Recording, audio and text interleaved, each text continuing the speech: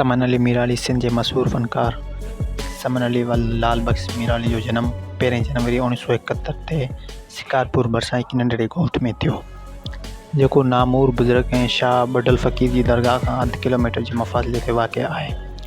समन मीराली जो औलाद बि पंहिंजे वक़्त जो सुठो फ़नकार हुयो। बडल फ़क़ीर दरगाह जो मुरीद हुजण सबबु दरगाह ते थींदड़ राग रंग जे महफ़िलुनि में हिसो वठंदो हो। समन मीराली जी तइलीम मैट्रिक हुई। गर्भत सबबु वधीक पढ़ी न सघियो हो। खेसि नंढे हूंदे खां ई ॻाइण जो शौक़ु हूंदो हो।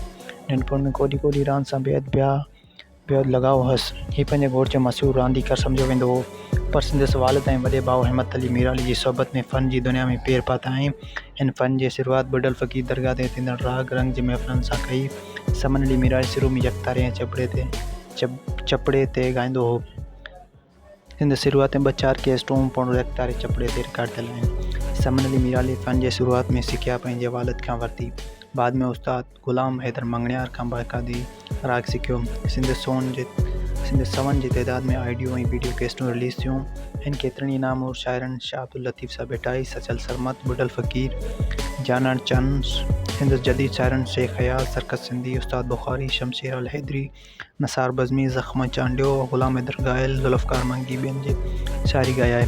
हिंदुस केतिरा ई कलाम सिंध टीवी चैनलनि तां नशर कया वञनि था। हिन सिंधी ॿोली खां सवाइ उर्दू, बलूची, मारवाड़ी ॿोलियुनि में पिणु ॻायो वियो आहे।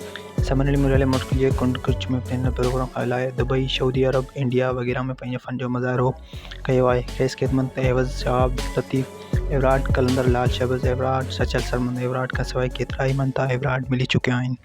सिंध में सिंधुस ॿुधंदड़नि जो चङो ख़ासो हल्को आहे। हीउ हिन वक़्तु कराची में रहे थो ऐं सिंधुस हिकु पुटु पिणु बि रागी आहे।